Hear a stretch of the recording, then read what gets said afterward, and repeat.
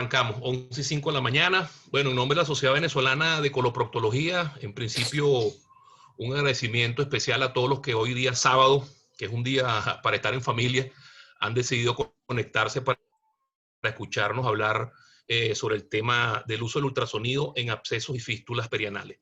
Un agradecimiento de la sociedad para todas las personas que han colaborado con este webinar, en especial a la doctora Ingrid Melo, que va a ser nuestra conferencista de hoy, nuestro comentarista, el doctor Federico Figueredo y la doctora Estela Regás, invitados de lujo. Y voy a introducir a la doctora María Eugenia Oropesa, quien será la moderadora del evento el día de hoy.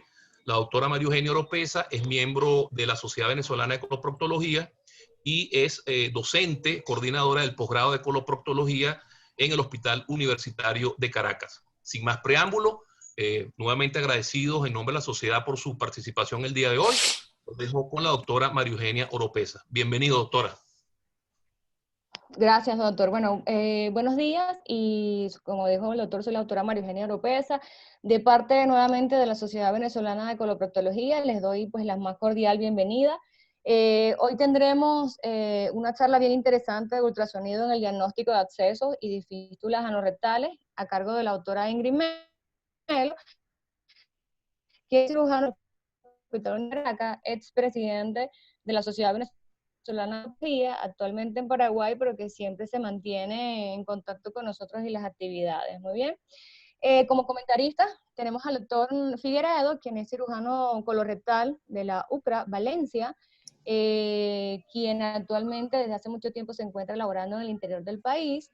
Y como dato bastante interesante es que tanto la doctora Melo como el doctor Figueredo hicieron el curso de Laboratorio de Fisiología Anorrectal con nuestra invitada especial desde Brasil, que es la doctora Estela Regadas, quien es coloproctóloga y jefa de la unidad de Fisiología Anorrectal y unidad de piso pélvico en el Hospital de San Carlos.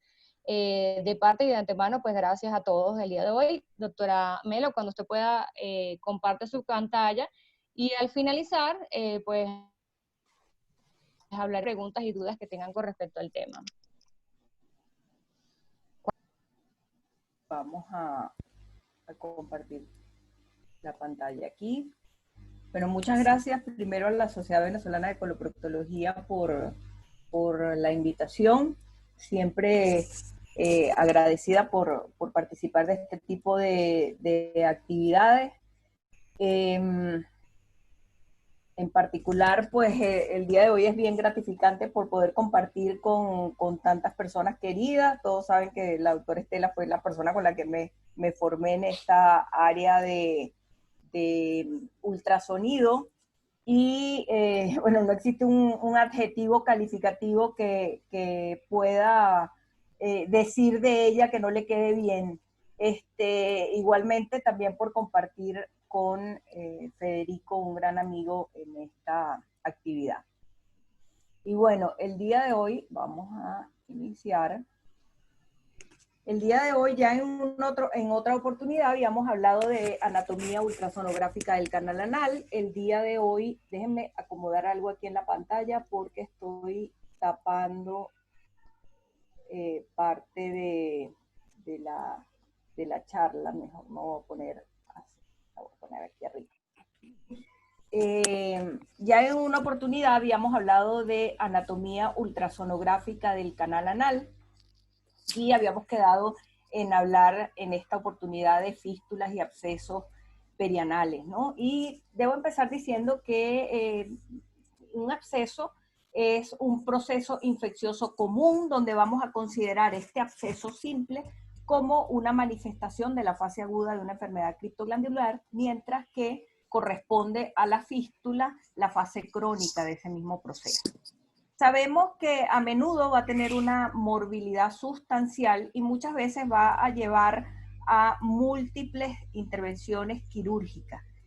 Sabemos que es el tercer motivo de consulta en coloproctología, aproximadamente de 12 a 28 de cada 100.000 habitantes, en una relación hombre-mujer de 2 a 1, ocurre en etapas muy productivas de la vida, entre 20 y 60 años. Afortunadamente el 90% son de origen criptoglandular y cuando nos consultan los pacientes, el 82% es por una descarga purulenta perianal. Independientemente de la causa, sabemos que el tratamiento siempre de un absceso va a ser una incisión y drenaje, y esa incisión y drenaje va a llevar en un 50% a una fístula perianal. Y si bien una buena parte de las fístulas pudiesen no requerir imágenes, ¿verdad? Su alta tasa de recurrencia nos hace pensar que no todo está al alcance del dedo. Y a mí me gusta usar esa imagen que ustedes ven ahí a la izquierda, porque es una fístula muy sencillita, donde nosotros vemos el orificio externo, el orificio interno, el trayecto, ¿verdad? Pero no todo es así. Y la comparo con esta que está a la derecha, ¿verdad? Que no es el diagrama de Pescatori de piso pélvico, sino que yo lo traspolo a la parte de fístulas, donde vemos en la imagen izquierda lo que está arriba del iceberg, el orificio externo, el trayecto principal, el orificio interno. Sin embargo, por debajo nosotros vamos a encontrar trayectos secundarios, cavidades, abscesos e incluso lesiones asociadas en ese esfínter que no son diagnosticadas. Entonces, tenemos que tener presente, y ahí es donde las imágenes tienen un papel preponderante. El tratamiento quirúrgico siempre va a ser un desafío para el cirujano, y la evaluación preoperatoria integral va a ser de importancia fundamental para nosotros poder adaptar la mejor estrategia quirúrgica y no llegar al quirófano como la imagen que está ahí, ¿no? En un laberinto, dando tumbos, ¿verdad? Y llevándonos en muchas ocasiones a altas tasas de incontinencia y recurrencia, que son las complicaciones más temidas de una fístula perianal. Aún en grados leves existen tasas en la literatura de entre 10 y 40% de incontinencia en los pacientes con fístulas, y esto, por más leve que sea, van a ser tasas que no son despreciables, ¿verdad? Y que tenemos nosotros que tener en cuenta y tratar en lo posible de evitar. Existen factores de riesgo tanto para incontinencia como recurrencia. Básicamente, para recurrencia, aún en las fístulas más simples hay tasas de recurrencia de 6.5% en intervenciones o en fístulas que son de verdad simples, ¿no? Pero hay otras tasas que incluso pueden ser mayores, y hay factores tanto desde el punto de vista preoperatorio como intraoperatorio, que es donde es importante las imágenes. Desde el punto de vista preoperatorio, los factores de riesgo que nosotros podemos observar con imágenes son el tipo de trayecto, las extensiones secundarias, los trayectos secundarios, e incluso cuando los pacientes tienen cirugías previas y tuvieron algún tipo de lesión del esfínter. Desde el punto de vista intraoperatorio hay factores de riesgo como es una selección equivocada de la técnica quirúrgica, no haber identificado el trayecto o no extirpar completamente el trayecto primario. Entonces, vuelvo y les digo, es aquí donde las imágenes van a tener un papel bastante importante. El manejo apropiado de las fístulas va a comenzar con una evaluación cuidadosa donde tenemos que identificar la causa para poder controlarla. Tenemos que reconocer la anatomía para poder planificar una buena cirugía y, por supuesto, evaluar la continencia del paciente. Y las dos principales métodos de imágenes van a ser tanto el ultrasonido como la resonancia magnética. Hay diferentes trabajos que muestran tasas de sensibilidad y especificidad diferentes. Por lo general, los que abogan por la resonancia magnética van a darle tasas menores, y los de la ultrasonido tasas mayores. De todas maneras, ustedes se van a crear su propio criterio con el pasar de esta charla. En este trabajo, ahí como muestran esa tasa de incontinencia, en un trabajo reciente del 2020, que abogan más por el ultrasonido, dice que tanto el ultrasonido como la resonancia magnética tienen tasas alrededor de un 87%, dándole una prioridad en la especificidad a la resonancia magnética. Sin embargo, otros dicen que el ultrasonido es de primera línea, sobre todo para, y tiene bastante importancia cuando hay lesiones asintomáticas del esfínter, que pueden presentarse aproximadamente en un 5%. Entonces, ahí cobra también un papel importante el ultrasonido. Y los estudios reportan que el ultrasonido está limitado en aquellos casos de extensiones profundas, y ya les voy a explicar el porqué de esa aseveración, pero siempre todos los estudios hablan que es superior en relación a la apertura interna de la fístula. Y esto es bastante importante porque el orificio interno es uno de los factores en la no identificación de ese orificio interno de recidiva en las fístulas perianales. También hablan de que es más doloroso que la ecografía en el contexto de una sepsis activa y en la formación de abscesos, pero tenemos que tener en cuenta que nosotros podemos trasladar un equipo de ultrasonido a quirófano, ¿verdad? Y por otro lado también pudiéramos hacerlo bajo sedación. Entonces es una ventaja, ¿no? Este estudio que vemos aquí tiene un algoritmo de trabajo bastante importante, donde una vez que nosotros tenemos una sospecha de una fístula perianal, nosotros deberíamos de primera línea hacer un ultrasonido. Y solamente en aquellos casos donde hay fístulas complejas o que el diagnóstico no es del todo claro, nosotros en ese momento de no tener un diagnóstico claro es que deberíamos solicitar una resonancia magnética. Entonces, la resonancia magnética estaría indicada como exploración diagnóstica por imágenes complementarias para detectar con mayor precisión extensiones secundarias de la fístula. Les traigo esta imagen porque sé que todavía hay gente que pide una fistulografía en caso de una fístula perianal. Y esto no está indicado y no se recomienda como imagen diagnóstica de la fístula perianal. Yo prácticamente utilizaría o indicaría una fístula en aquellos casos cuando tengo un orificio muy alejado del margen anal y quiero más bien descartar que tenga alguna relación con el orificio, con el canal anal o con el recto. Bueno, y básicamente para las fístulas nosotros vamos a utilizar sondas giratorias de 360 grados, aunque muchas veces hay modalidad transvaginal o incluso transperineales que nos pudieran ayudar en algún momento con algún tipo de abscesos o fístulas, ¿verdad?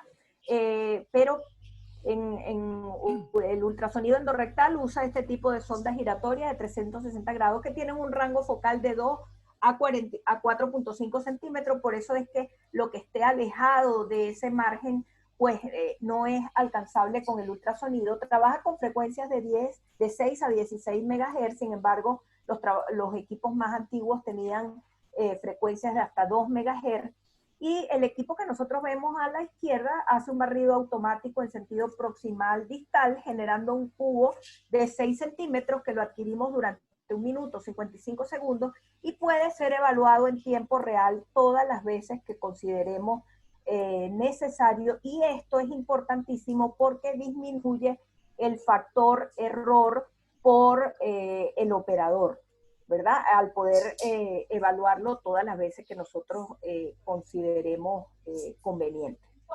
La técnica de ultrasonido fue introducida hace más de 25 años por urólogos y la técnica realmente no produce mayor molestia que un tacto de rutina. Y fue muy bien aplicado a la patología anal, aumentando y aclarando muchos aspectos anatómicos que vamos a repasar rápidamente, ¿no? Les hablé en otra ocasión de la anatomía ultrasonográfica del canal anal, pero rápidamente, solamente para recordarles que podemos hablar del canal anal medio, inferior, medio y superior, dependiendo de la musculatura que esté comprometida. Cuando vemos esfínter externo exclusivamente, que es esta imagen hiperecogénica, es canal anal inferior. Cuando tenemos canal anal medio hay esfínter externo y además esfínter interno, que es esta imagen hipoecogénica. Y en el canal anal superior nos damos cuenta porque es el músculo puborectal. Igual en imágenes de plano coronal, cuando vemos esta imagen hiperecogénica con esta hipoecogénica, estamos en canal anal medio. Tenemos otros cortes en planos coronales, sagitales y en planos axiales, donde al ver La musculatura, tanto estriada como lisa, pues nosotros sabemos a qué nivel del canal anal estamos. Y cuando nosotros anatómicamente nos ponemos en el contexto de cuál es la anatomía, nosotros nos ubicamos, si vemos esfínter externo, por fuera de ese esfínter externo sabemos que estaría el espacio isquiorrectal o la fosa isquiorrectal. Entre el interno y el externo estaría el espacio interesfintérico, por encima del púo rectal el espacio supraelevador. Entonces, anatómicamente, si nosotros nos ubicamos, pues es muy fácil ubicarse también en el ultrasonido. Pero hay algo que no vamos a olvidar. Nosotros nunca, nunca, nunca debemos dejar de examinar, y esto es algo que tenemos nosotros la ventaja como coloproctólogos al hacer este estudio, porque nos vamos a examinar al paciente, vamos a haber interrogado al paciente y nos vamos a ubicar en el contexto, y simplemente el ultrasonido es como si nosotros tuviéramos un ojo en el dedo, y nos ubicamos muy fácilmente y nos va a ser de muchísima mayor utilidad.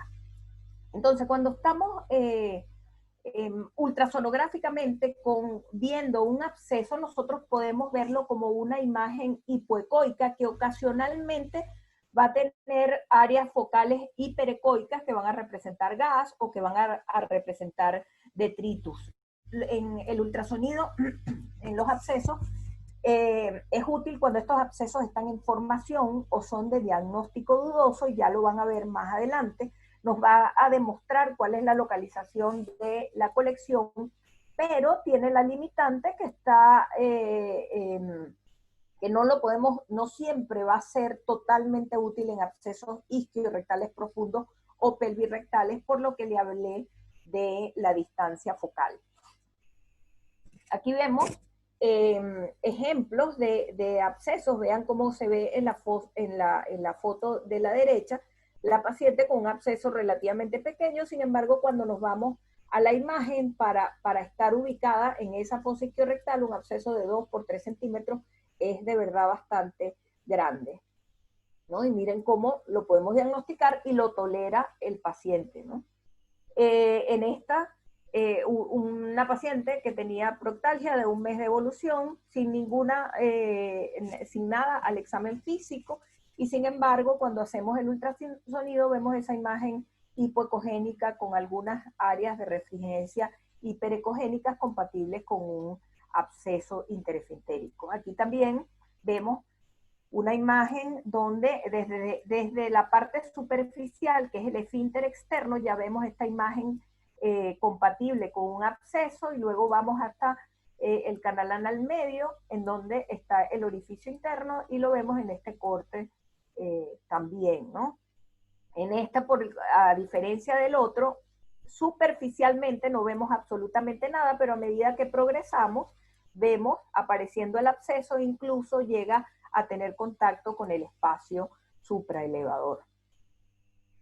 Otros ejemplos de abscesos en el ultrasonido, donde identificamos, y ya le voy a hablar más adelante de cómo identificar el orificio interno. También en esto, un paciente que es referido como si fuera una fístula perianal, y nosotros observamos esta gran cavidad al realizar el ultrasonido.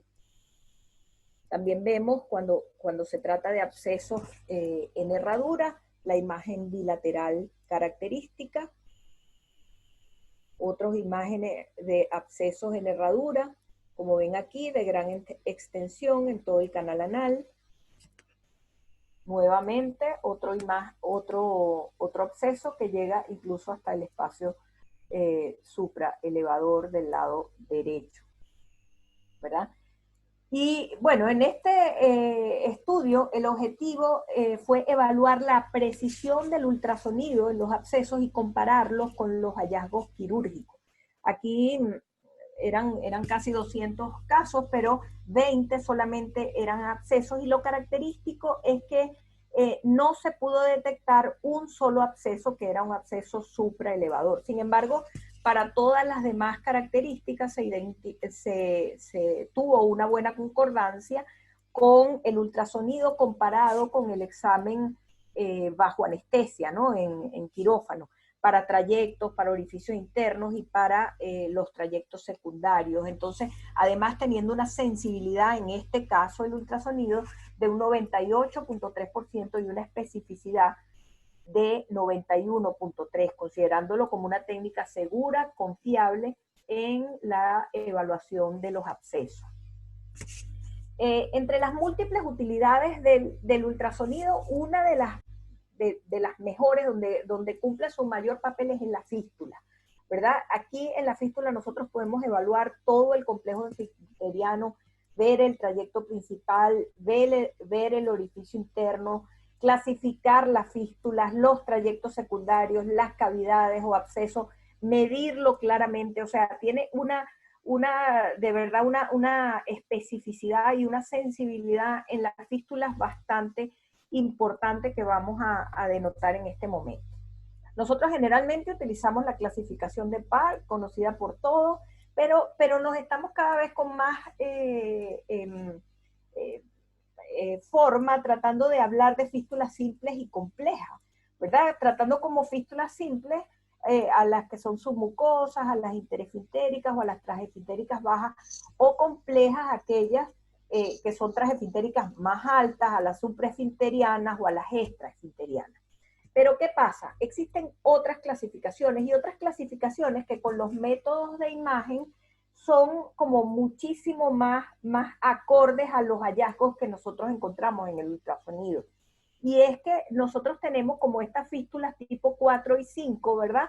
Que están aquí, donde vemos cavidades y abscesos, o también trayectos secundarios, y eso lo encontramos con el ultrasonido, no contemplado en la clasificación de Parks.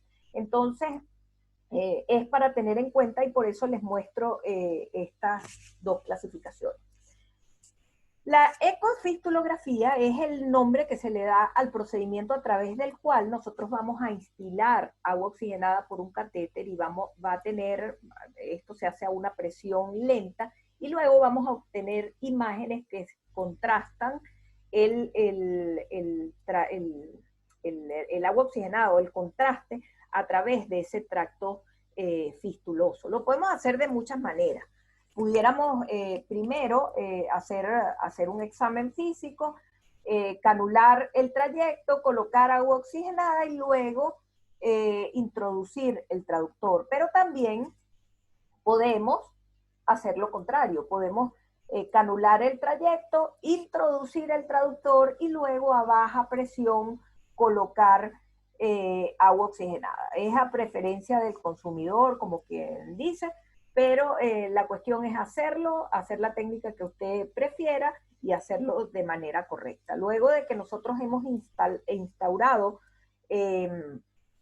vamos a reconstruir el cubo, ¿verdad? Identificar el orificio, medir a cuánta distancia del margen anal, ver cómo es el trayecto, si es curvo, si es recto, ver la cantidad de musculatura que está comprometida, etcétera. Vamos a ir viendo eso a medida que progresemos.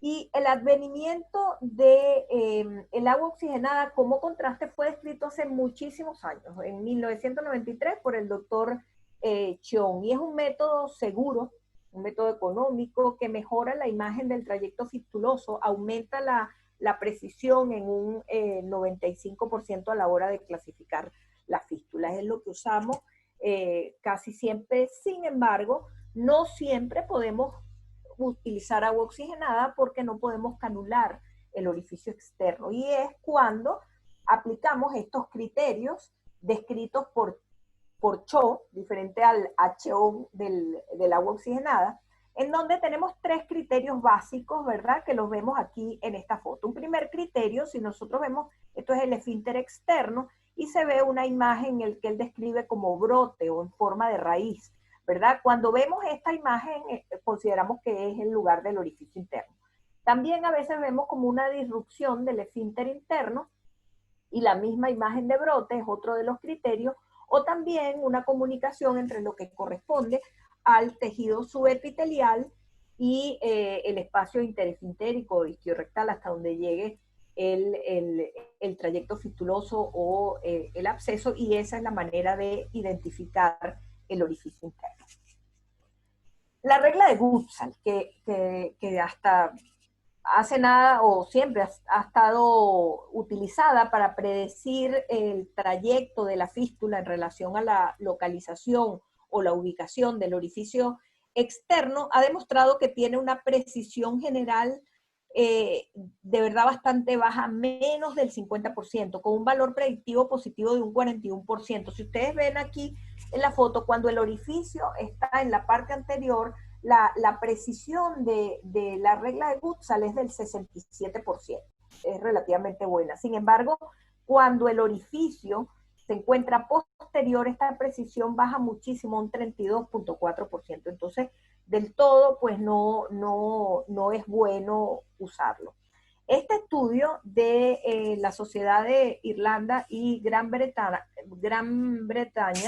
¿verdad? Compara hallazgos tanto en la clínica como el ultrasonido y hallazgos intraoperatorios, evaluando varios aspectos como ven ahí.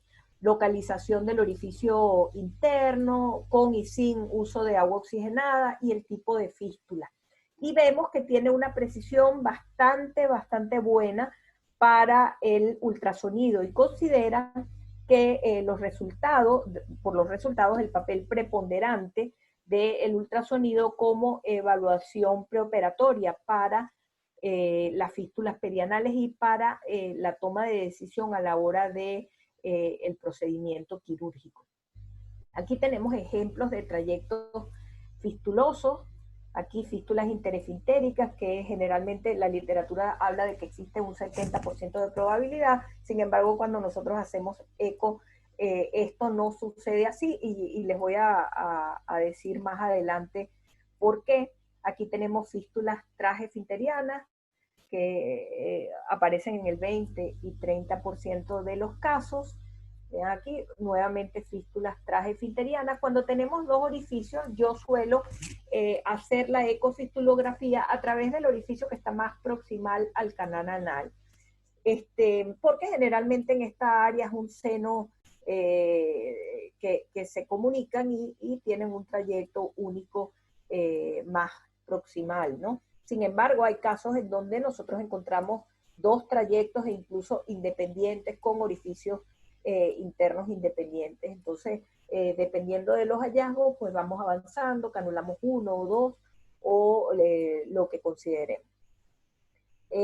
Tenemos también las fístulas supraefintéricas, que es aquella cuyo trayecto pasa por encima del músculo puborectal. Sin embargo, el orificio interno lo vamos a encontrar dentro del canal anal. Y las extraefintéricas, que van desde la piel y van a atravesar la fosa isquiorectal y el elevador para llegar al recto.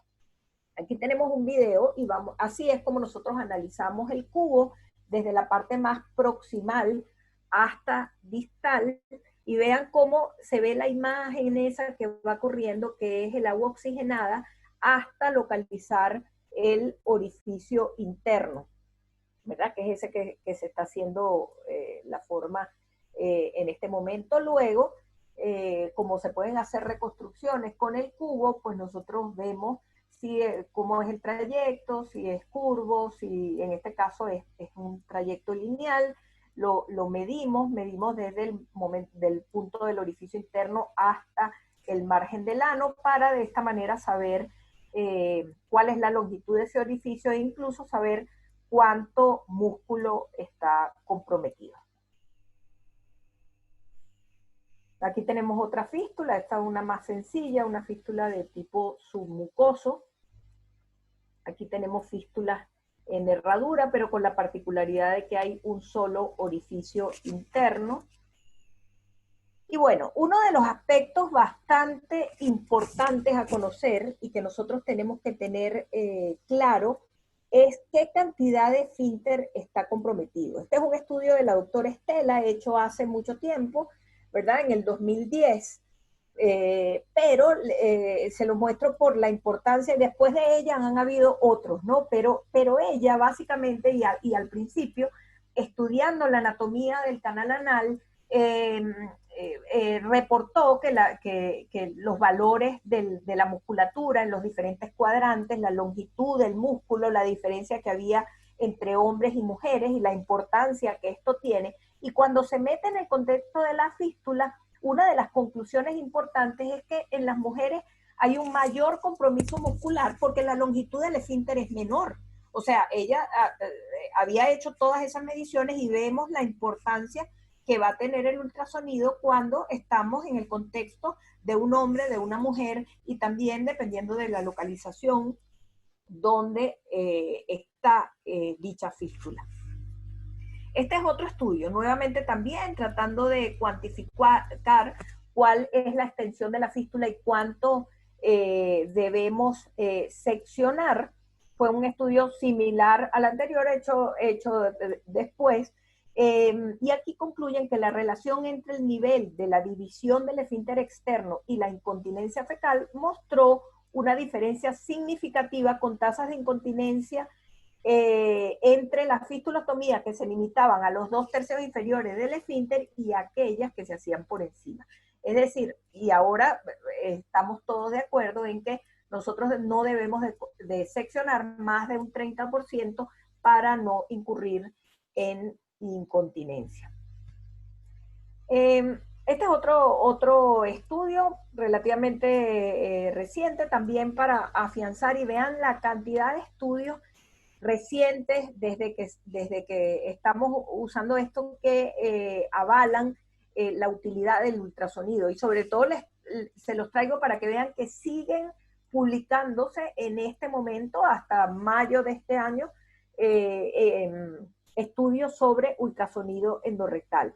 En 122 pacientes, 111 del sexo masculino y 11 del femenino, identificando trayectos, ubicación y orificio interno, y vean que la sensibilidad aquí es del 92.2%, diferente a como lo mostré en el estudio inicial donde hablaban de un 86%, con una especificidad en este caso de 100%, precisión de 93.4 para el diagnóstico, de 87.4 para la fístula y de 94.6 para la identificación del orificio interno.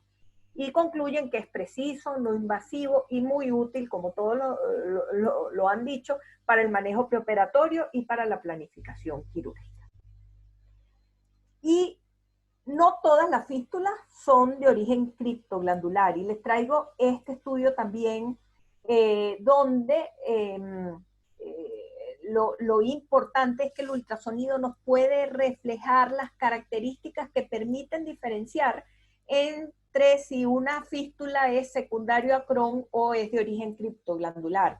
Y como se ve ahí en el área bajo la curva, el ancho máximo del trayecto fue altamente preciso para discriminar si la fístula era de origen criptoglandular o era de Crohn.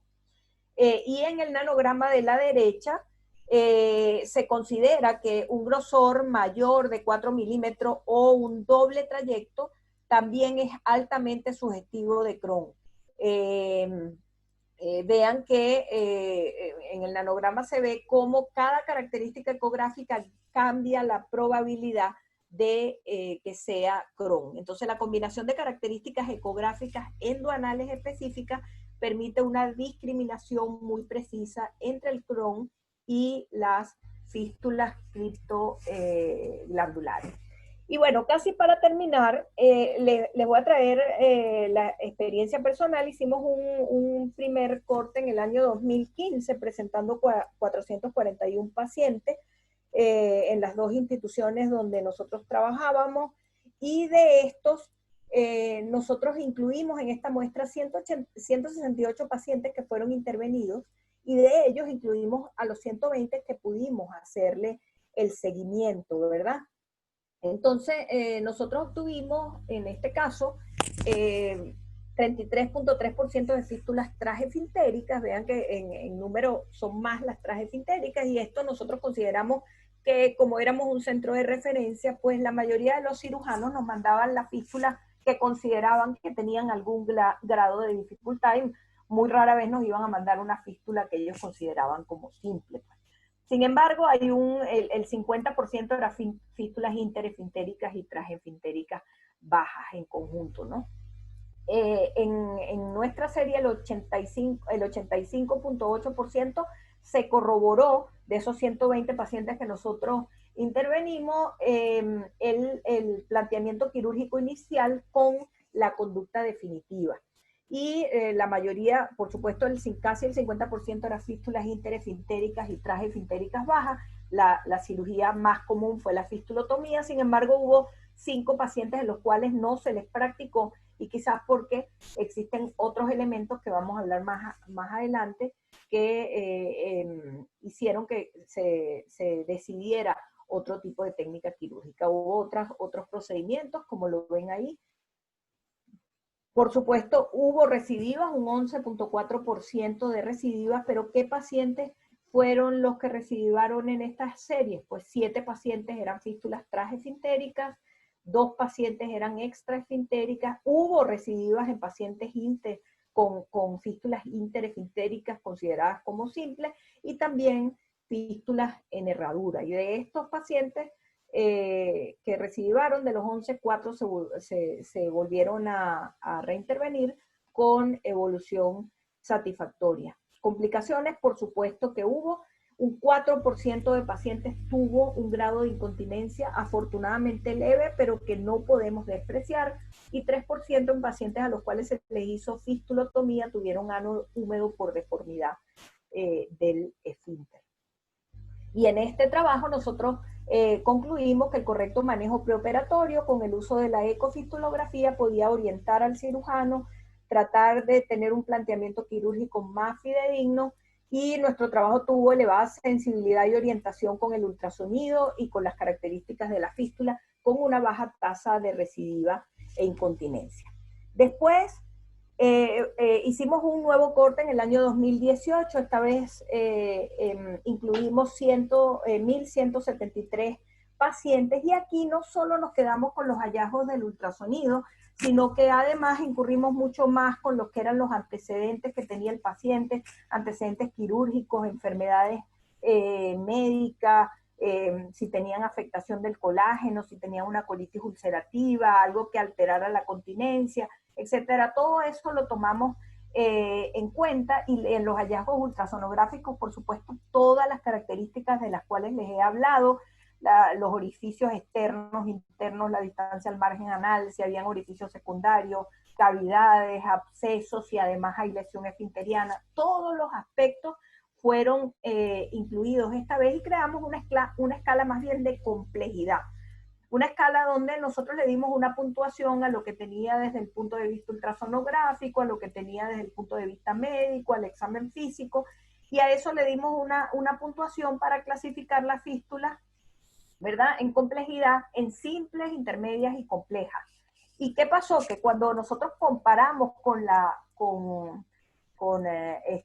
Parks, vimos que habían fístulas que nosotros considerábamos que eran una fístula interefintérica según la clasificación de Parks, y sin embargo podía considerarse en algunos casos como compleja. ¿Y por qué? Bueno, porque el paciente tiene otros factores que nosotros debemos tomar en cuenta, y no es solamente la parte del trayecto fistuloso. Entonces aquí realmente la conclusión de nuestro trabajo y el fin es determinar cualquier elemento que genere riesgo de incontinencia, por eso siempre tenemos que tener los métodos de imágenes ahí presentes.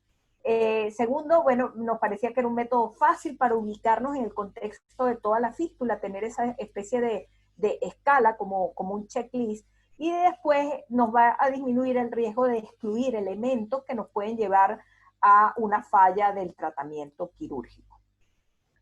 Y bueno, ahora sí, para terminar, les traigo este último estudio que, miren, tiene un nombre bastante llamativo: Innovación en imagen en fístula perianal. Y miren qué bonita imagen esa que se muestra ahí. Vemos cómo se ve el trayecto fistuloso, ven el engrosamiento de ese trayecto, a dónde llega, si es curvo. Esto fue publicado en el año 2018. Y vuelvo y les digo, miren el nombre, Innovación. Y yo les voy a mostrar una imagen de un cubo de la doctora Estela hecho en el año 2012, ¿verdad? perdón, 2012 no, 2007. Esa imagen de ese cubo con bastantes años, casi 9 años de diferencia.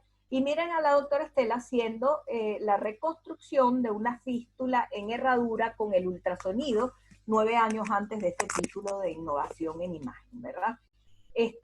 Aquí ella hace el recorrido con el ultrasonido 3D. Vamos a ver a medida que avanza, ya faltan 8 segundos nada más, y vean cómo se hace la reconstrucción con el equipo de Eco 3D de ultrasonido de esta fístula. Una imagen pues que si consideran, bueno, son totalmente diferentes el tipo de fístula, pero vean la reconstrucción, cómo se hace 9 años antes. Y entonces esta gente concluye que la comunicación del hallazgo entre el radiólogo y el cirujano sigue siendo un desafío. Y para nosotros no fue un desafío, porque somos los mismos cirujanos y los mismos coloproctólogos lo que hacemos, el ultrasonido. Y ellos reconocen la viabilidad de las reconstrucciones 3D en fístulas perianales complejas, con el potencial de mejorar la planificación quirúrgica, la comunicación con los pacientes y aumentar la capacitación. Entonces, esto se los dejo a reflexión para que vean la importancia y lo que realmente significa tener un ultrasonido para un cirujano o para un coloproctólogo en este caso. Y bueno, quiero finalizar con esta frase de Lockhart Momery, que muchas veces lo han oído, y yo siempre lo hablo cada vez que hablo de fístulas. Es bien sabido que la reputación de muchos cirujanos se ve seriamente cuestionada por el resultado de una cirugía de fístula, más que por cualquier otra cirugía. Así que, bueno, con esto quiero terminar y muchas gracias de nuevo por la oportunidad. Doctora Melo, muchísimas gracias. Creo que, bueno, una excelente presentación, además que quedó muy claro la utilidad del eco, con bastante soporte y además de la seguridad de la misma. Vamos a los comentaristas. Yo creo que, bueno, doctor Figueredo, primero las mujeres, las damas. Entonces, vamos a escuchar la opinión de la doctora Estela. Bem-vinda, doutora. Um prazer para nós. E eu acho que a gente quer escutar qual a sua opinião referente de esse tema. Né? Estou tratando de falar um pouco português para que você pode entender. Então, bom dia a todos, buenos dias, muitas graças pela invitação e meus parabéns, Ingrid, excelente apresentação bem objetiva, bem ampla e realmente quando você vai avaliar uma fístula, a avaliação clínica, por mais que ela te dê informações, ela nunca te dá informações suficientes para que você possa, até só clinicamente, não só com exame proctológico, mas com outras avaliações, quanto se o paciente tem parto vaginal prévio, se o paciente já foi submetido a qualquer outro procedimento, que também são fatores que podem caracterizar se essa é uma fístula complexa ou não, mas você necessita de um exame de imagem. Nenhum exame clínico vai poder te fornecer um dado de que o paciente tem um trajeto secundário ou não. Se o paciente da complexidade. Por mais que você adote regras que já existiam, como a regra de Goodsall-Salmo, como regras que você utiliza de que a distância do orifício fistuloso externo, quando muito próximo da margem, quando muito distante, poderia caracterizar uma fístula simples ou complexa, os estudos de imagem demonstram que nem sempre há uma correlação completa, há uma caracterização completa. E mais ainda, quanto menos você erra com o paciente de fístula, melhor resultado. Então, esse último diapositivo da Ingrid foi pontual. A reputação de um cirurgião ela é dada pela sua condução durante uma cirurgia de fístula, né? E que as cirurgias de fístula são as cirurgias que resultam em divisão de esfíncter. São a divisão de esfíncter, secção de esfíncter, em que a reconstrução nunca é como não seccionar o esfíncter. E uma vez seccionado de um lado, você pode ter que seccionar de outro lado, de seccionar mais extenso. Então, o melhor é uma boa avaliação, uma avaliação completa para que você possa escolher a técnica correta desde o início da doença. Ou seja, eu acho que a melhor chance é a primeira chance.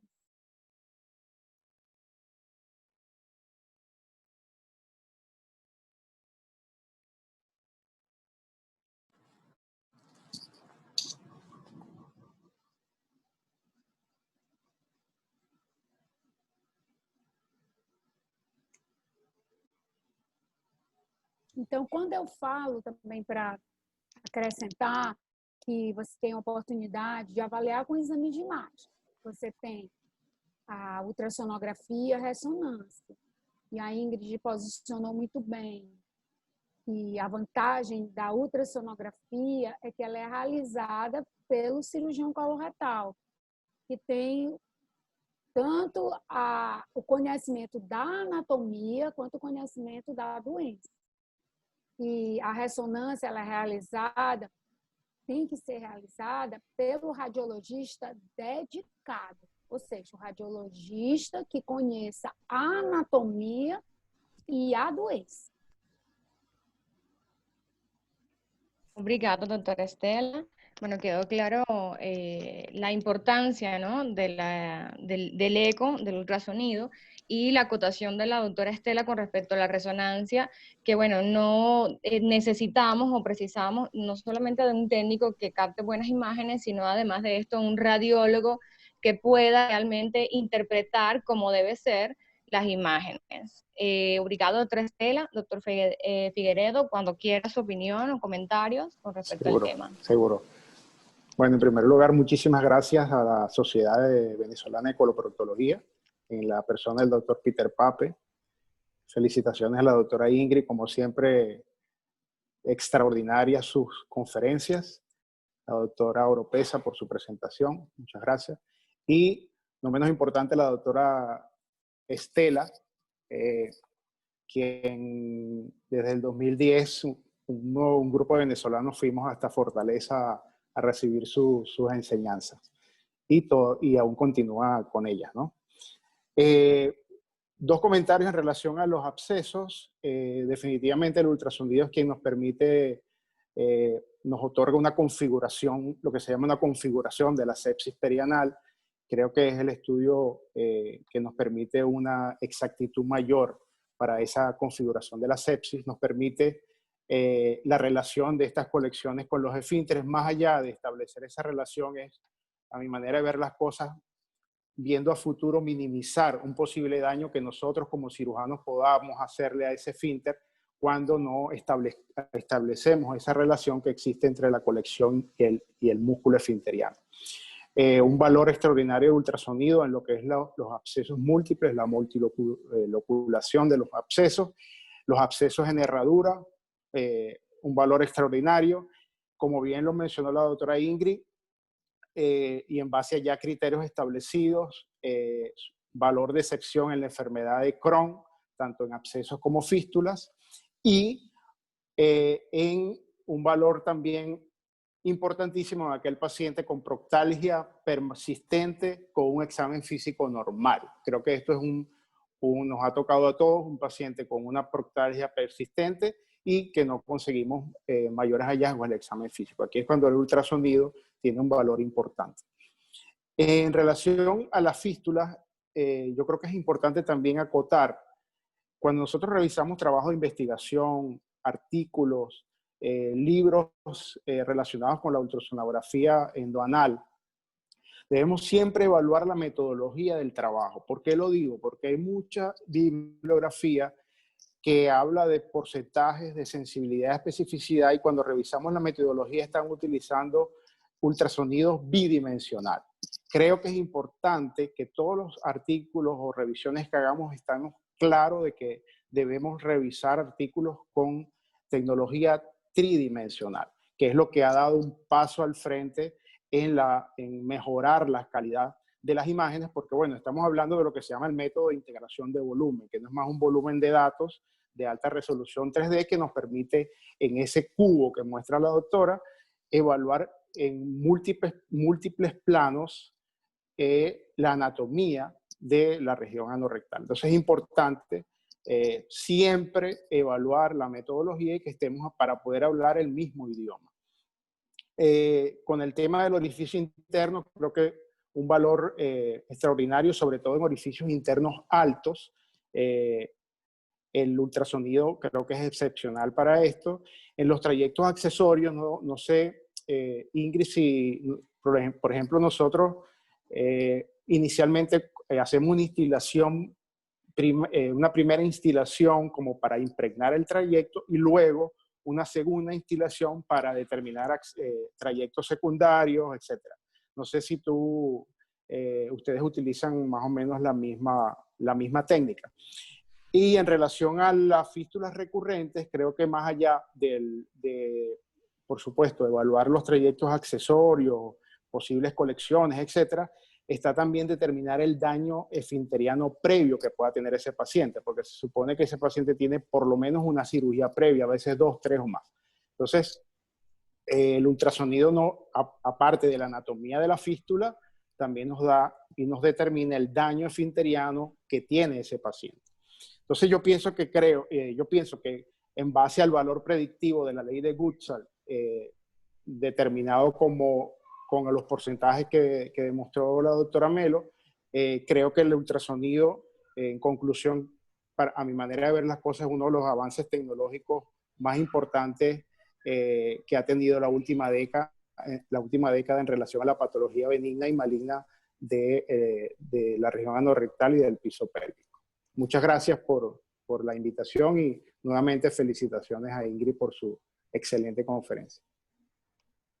Doctor Figueredo, gracias por su participación. Doctora Melo, con respecto pues, a las aportaciones que hizo el doctor Figueredo, si quiere dar algún comentario antes de comenzar las preguntas. Sí, hablaste, te cuento, cuando nosotros cuando hacemos un eco en un paciente con fístula, la primera evaluación la hacemos sin agua oxigenada, porque muchas veces la agua oxigenada te puede distorsionar la imagen, ¿verdad? Entonces vamos a tratar de ubicar todo lo que queramos, ver bien el daño esfinteriano. De una vez te contesto la segunda pregunta que me hiciste. O sea, ahí vamos a ver toda la parte de la anatomía y vamos a tratar de ubicar alguna cavidad porque es fácil y claramente visible sin que se tenga que teñir el trayecto o la cavidad. Entonces ahí vamos a evaluar básicamente toda la anatomía y todo el complejo esfinteriano perianal. Y después, ya por costumbre y para identificar cualquier otra cosita que se pueda y para estar claro cómo es el trayecto y cuál es el orificio primario, vamos a instilar el agua oxigenada. ¿Cómo hacerlo? Lo hacemos de dos maneras. O sea, o puedo hacerlo al principio, instilar agua oxigenada directo, o yo realmente, y así lo aprendí de la doctora Estela, que se hacía mientras estaba...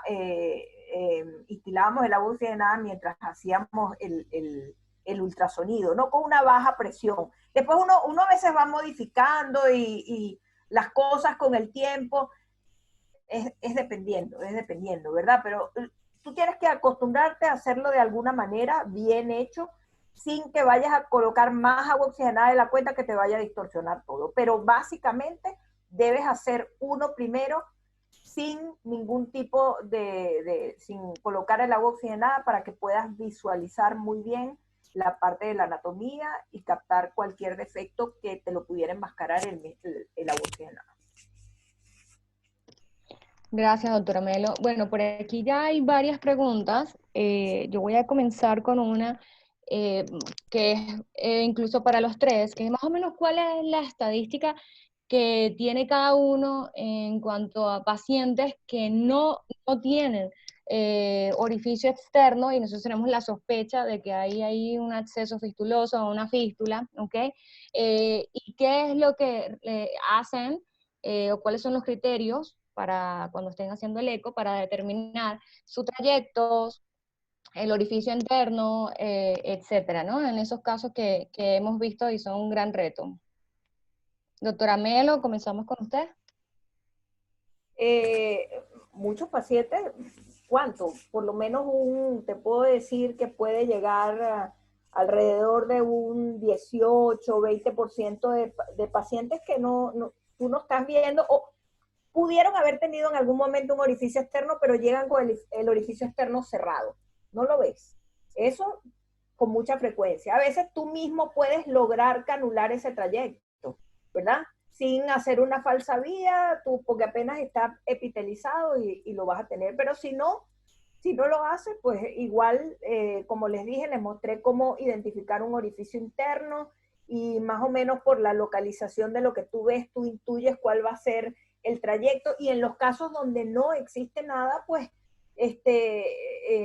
fácilmente localizas la zona, porque cuando no tienes un orificio externo ves esa imagen típica como de una cavidad. Ves una cavidad que va a terminar en un orificio externo, en un orificio interno. Entonces es cuestión de describir. Nosotros estamos en la capacidad de describir lo que el coloproctólogo quiere o necesita saber para poder tratar esa fístula. Doctora Estela. Sim. Você, pelo ultrassonido, mesmo 2T ou 3T, você consegue muitas caracterizações. A vantagem do ultrassom 3D é que você pode dar mais conforto ao paciente, como que você adquire o cubo em 55 segundos e depois você pode estar revisando a imagem. Mas, mesmo com ultrassom 2D, você consegue muitas caracterizações.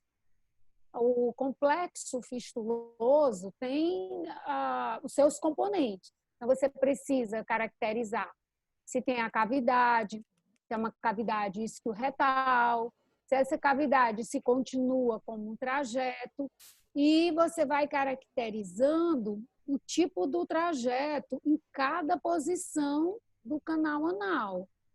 Sempre ele é realizado do canal anal superior para o inferior. E você vai caracterizar o orifício interno pelo local em que o esfíncter anal interno está roto, está quebrado, e você acompanha o trajeto. Sem peróxido, sem água oxigenada, ele é uma imagem escura, hiporecóica. Então, ele vai estar interesfintérico e pode cruzar a musculatura. Então, ele é um trajeto transesfintérico, bem demonstrado em todos os tipos de fístula, né? Na aula da Ingrid. E aí você caracteriza, né? Se aquilo é apenas, né, não vai caracterizar uma fístula, não tem todos os componentes. Vai caracterizar um trajeto fistuloso com ou sem cavidade. E você caracteriza se a cavidade, cavity, tem líquido ou ar dentro. There is air or liquid inside. Você consegue caracterizar isso pelo ultrassom. Se tem líquido, a imagem atrás da cavidade vai produzir uma imagem mais forte. Vai produzir o que a gente chama de reforço acústico posterior, se tem líquido. Se tem ar dentro, vai produzir como se você tivesse colocado água oxigenada. Vai produzir, vai ter a imagem do ar dentro. Obrigada, doctora Estela. Doctor Figueredo, su experiencia. Sí, yo pienso también que más o menos un quinto de los pacientes puede tener un orificio externo cerrado. Pero el ultrasonido es tan versátil que tú tienes criterios que te hablan en favor de orificio interno y trayecto, aún sin lograr canular el orificio externo, porque tienes criterios, como bien lo dijo la doctora, criterios previos a la instilación del agua oxigenada y criterios posterior a la instilación del agua oxigenada. Entonces, recuerda que la fístula tiene 3 componentes, interno, externo y trayecto. Y tú sin lograr canular el externo puedes, digamos, en la conclusión de los dos, del orificio interno y del trayecto, lo puedes ver perfectamente sin canular, o bueno, la mayoría de las veces sin canular el orificio externo. En eso consiste la versatilidad y las ventajas de este estudio, ¿no? Buenísimo. Bueno, ya aquí comenzaron las preguntas. Una muy importante e interesante, porque bueno, sabemos que no todos contamos con, pues con el equipo, con personas que sepan realmente realizar una ultrasonografía. Entonces, bueno, la pregunta es, ¿podemos prescindir del estudio, por lo menos para las fístulas simples? ¿Qué hacemos cuando estamos en un hospital donde no contamos realmente con el ultrasonido? Doctora Melo. Si no cuentas con el ultrasonido, no tienes otra manera que hacer un buen examen clínico, pero incurrimos en esos factores donde hay cosas que no están al alcance de nuestro examen físico y que se escapan, que yo les dije, que la doctora Estela también les acaba de reforzar, y Federico. O sea, ¿qué decir? Si no contamos, no contamos, pues. Evidentemente hay que hacer un buen examen físico, pero nos estamos perdiendo una parte importante en la cual pues, se pueden evitar incurrir en ciertos errores, tanto en la cirugía como porque se te escape algún factor que sea importante, pero no hay otra cosa. Evidentemente está la resonancia magnética en algún hospital, a lo mejor también la pregunta puede ir referida a que no tengo ultrasonido, pero tengo una resonancia magnética. Ahí también entramos en una discusión. Muchas veces la persona que hace la resonancia magnética no está muy relacionada con la parte de enfermedad de fístulas. Entonces, lo que te muestra y lo que te explica muchas veces puede hasta tender a confundirte mucho más que con lo que tú tenías en el examen físico, ¿verdad? Entonces, en caso de tú contar en tu centro con alguien experto en resonancia magnética, debe haber una relación entre ese coloproctólogo y ese equipo para poder llegar a hablar el mismo idioma en un momento determinado. ¿Me entiendes? Eso es importante. Doctora Estela. Sim, por isso que eu recomendo que quem não tenha ultrassom e tenha ressonância, que consiga fazer como que um acordo com a radiologia, como que o ensinamento, né, do que você precisa ver, do que você quer ver, para que a radiologia, a ressonância mais te ajude do que vai te atrapalhar. O que eu gostaria de dizer é que na publicação da Sociedade Americana de Coloproctologia menciona que uma das características da fístula complexa são aquelas fístulas que acometem mais de 30% da musculatura estriada. Só tem uma maneira de você quantificar musculatura, se você tiver um exame de imagem, porque como que você sabe que está envolvendo 30%, 40% ou 50%? Você precisa medir o comprimento total do músculo, se for anterior, do esfíncter anal externo anterior, se for posterior, é o feixe conjunto, esfíncter anal externo e bulbo retal, e o local em que o trajeto cruza aquela musculatura, como demonstrado. Então, você não faz isso durante a cirurgia, é muito difícil. Durante a cirurgia, você faz um cálculo aproximado. Você só faz isso com ultrassom, aí no caso teria que ser ultrassom tridimensional, que as medidas são exatas, ou com a ressonância dedicada com o colega que entende da anatomia. Doutora Estela, se você tem em sua equipe roto, quando você indica uma ressonância magnética? Eu só indico a ressonância magnética quando eu tenho realmente alguma dúvida, porque até você imaginar que com ultrassom você não consegue ver os tecidos perianorretais à distância, com essa modalidade de ultrassom, você consegue ver os tecidos perianorretais à distância e consegue ver até o reto, a altura que você quer. Então, isso não seria um fator para que eu quisesse solicitar a ressonância. No caso, se eu tivesse alguma dúvida de que aquilo é um trajeto ou uma fibrose, o trajeto está fibrosado, eu poderia solicitar uma ressonância até para uma abordagem segura de uma fístula recorrente, após uma síndrome de Fournier, mas, assim, na nossa prática clínica diária, digamos que 99,9% nós estamos satisfeitos com o ultrassom. Obrigada.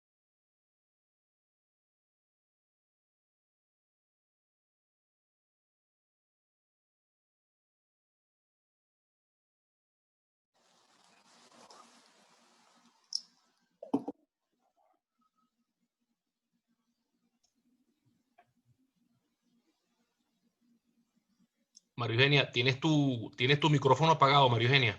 Listo. Doctor Figueredo, su opinión con respecto a esto y, bueno, ¿cuándo prescindir de su eco y cuándo decide usted realizar o indicarle a ese paciente una resonancia? Bueno, ahorita actualmente el eco nuestro tiene un problema técnico. Entonces te hablo de primera mano.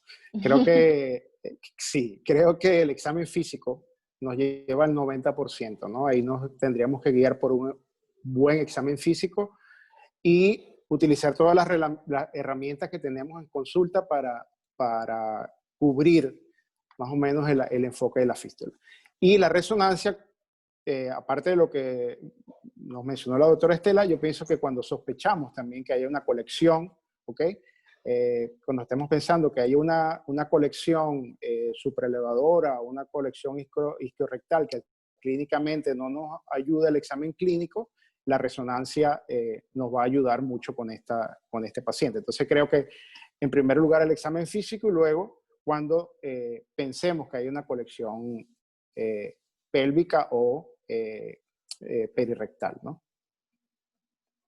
Ok, bueno, aquí muchos preguntan, porque probablemente es la disponibilidad que tengan, de utilizar eco 2D, quizás su utilidad, la sensibilidad con respecto a esto, e incluso de eco transperineal, que más o menos un poquito la doctora Melo había comentado algo en su presentación.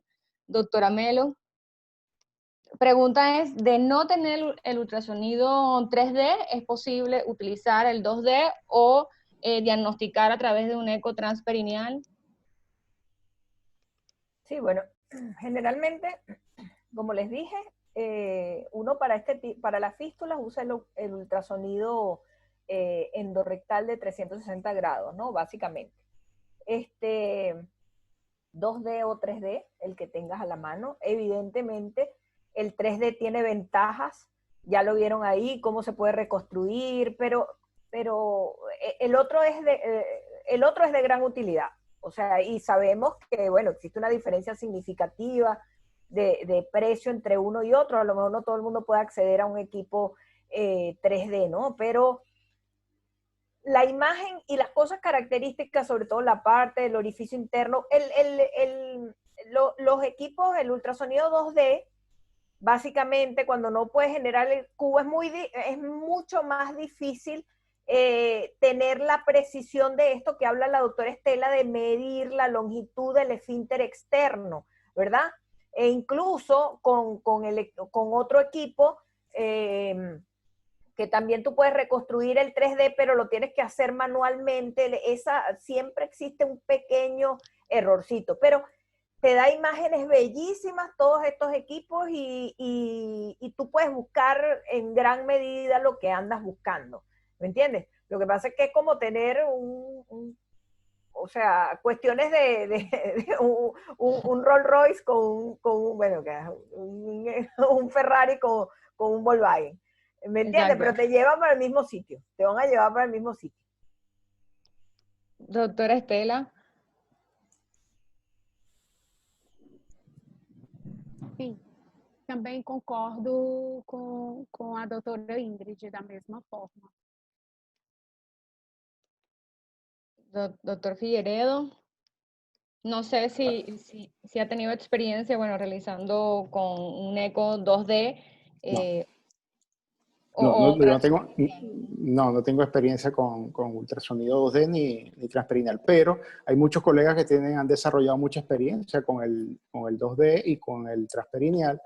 Pero bueno, insisto que la ventaja del 3D es la reproducción que puedas tener, como dijo Ingrid en su conferencia, puedes evaluar el cubo cuantas veces tú quieras, ¿no? Entonces eso te permite incluso hacer una comparación preoperatoria, postoperatoria, en caso de que ese paciente quede en archivo, esa imagen, y tú puedes, si el paciente tiene una recurrencia, tú puedes comparar los cubos cuantas veces quieras en el tiempo, ¿no? Entonces esa ventaja creo que es muy, muy importante. Claro, y que otro observador pueda ver y detallar. Correctamente.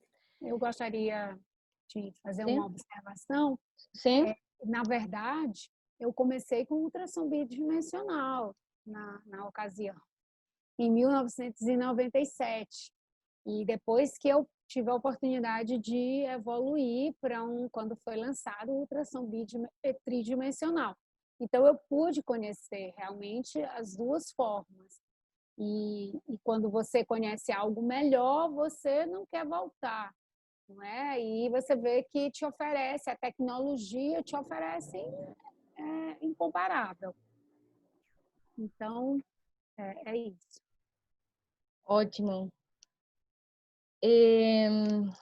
Bueno, tengo otra pregunta que creo que es súper interesante conocer la experiencia de cada uno de los que están hoy aquí. En su consulta realizan un eco, diagnostican la fístula, van con un plan quirúrgico. Usted, doctora, me lo mostró, bueno, en su trabajo, que en un porcentaje pequeño cambió la estrategia por los hallazgos intraoperatorios. ¿Qué pasó en esos casos? Y bueno, la experiencia de la doctora Estela y del doctor Figueredo, si siempre el plan con que van, ya con un examen clínico, con un hallazgo de eco, es el mismo, o por alguna razón dentro de la cirugía cambian la estrategia. Mira, una de las cosas que hablan la mayoría de los trabajos es que tú puedes planificar una estrategia quirúrgica. ¿Por qué? Porque tú sabes qué cantidad de musculatura está comprometida, ¿verdad? No es lo mismo saber que yo tengo, mira, lo que te dice la doctora Estela, sabemos, medimos la longitud del esfínter y sé que tiene 30% de compromiso. Yo me voy a poner a inventar hacer un colgajo o a poner otra cosa cuando yo sé que yo puedo hacer una fistulotomía en un paciente porque lo que tiene comprometido es un 30%. A eso se refiere uno cuando voy con una estrategia quirúrgica. Si yo tengo 50%, no puedo llegar pensando, bueno, es 50%, pero déjame ver si en la cirugía yo corto. Y si no, y ahí voy a decidir qué voy a hacer. A eso es lo que uno se refiere. Tú vas, dependiendo del tipo de paciente, si además la paciente, no sé, tiene intervenciones previas o esa está muy alto, está a una altura diferente, o sea, es una fístula transesfintérica alta o a una distancia. No es lo mismo tener un orificio interno a 2.5 centímetros del margen anal que tenerlo a 1.5. Entonces no me voy a poner a hacer un colgajo mucoso de repente si estoy muy cerca del margen del ano. En fin, o sea, uno planifica. A eso me refiero. Cambiar la estrategia. El por qué se da el cambio de la estrategia quirúrgica. Bueno, existe un factor error, se puede haber pero por lo general no ocurre, porque esto tiene alta sensibilidad y alta precisión a la hora de localizar e identificar los trayectos. Entonces, a eso se refiere uno cuando habla de ese cambio de estrategia. Doctora Estela. Geralmente, com o exame de ultrassonido, fazemos um planejamento junto com o paciente. Escolhemos que vamos fazer cirurgia de preservação esfincteriana, o lift ou um avanço de retalho. E planejamos fazer o lift, que é a técnica da nossa preferência. E quando chegamos ao centro cirúrgico, achamos que poderíamos colocar um seton, um sedênio, e depois fazemos o lift. É uma opção, mas quanto a fistulotomia ou preservação esfincteriana, geralmente eu decido previamente com o paciente, baseado na imagem, baseado no ultrassonido.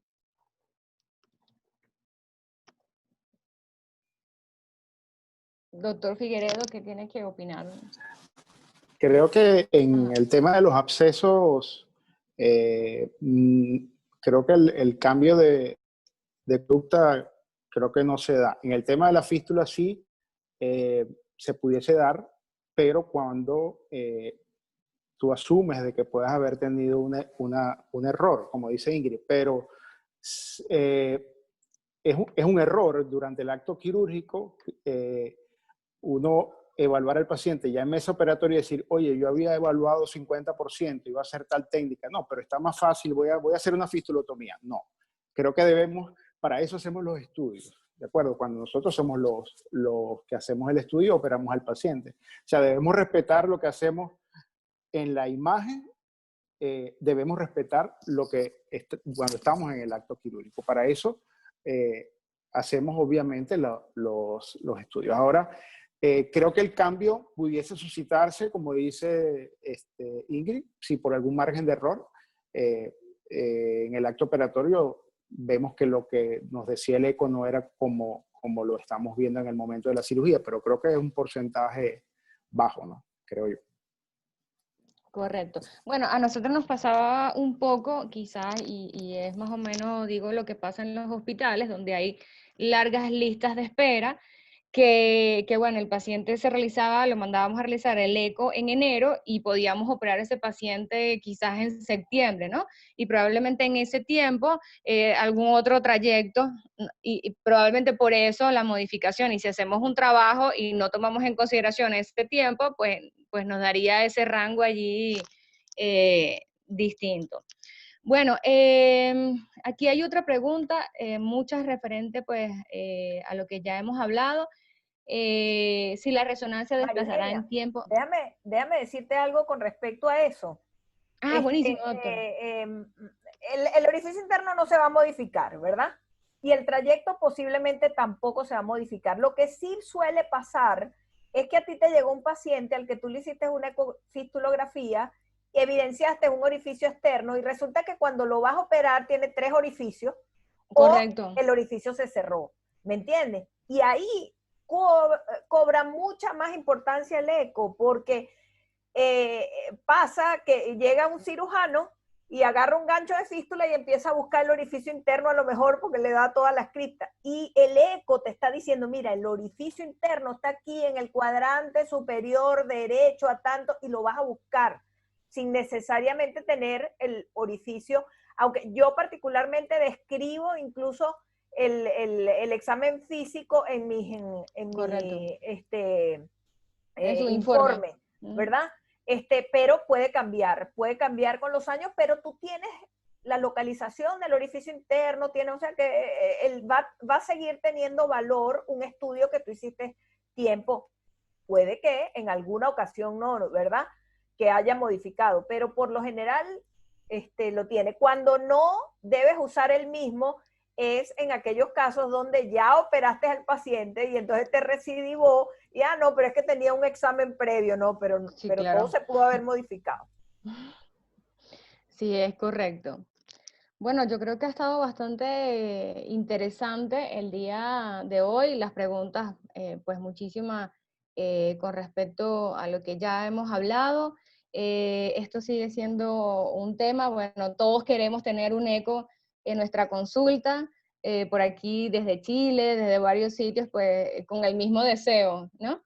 Y bueno, preguntando esto de eco versus resonancia, que yo creo que doctora Melo, usted habló y dio bastante soporte en su presentación con respecto a esto. Doctor Pape, no sé, yo creo que ya tenemos como 1 hora y media, realmente fue muy grato. Si tiene alguna consideración. No, simplemente despedir el evento, agradecidos a todos por esta participación, excelente la exposición de Ingrid, muy buena la experiencia y brillante la participación de la doctora Estela y del doctor Federico. Nos han ratificado hoy, por supuesto, la gran utilidad del ultrasonido para el diagnóstico de los abscesos y las fístulas perianales, que era el objetivo pues, de este evento.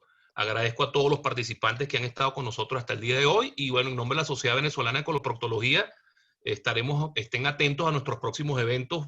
Tenemos una avalancha de eventos y nos obligan a ir todos los días haciendo eventos de mejor calidad como el que hemos hecho hoy.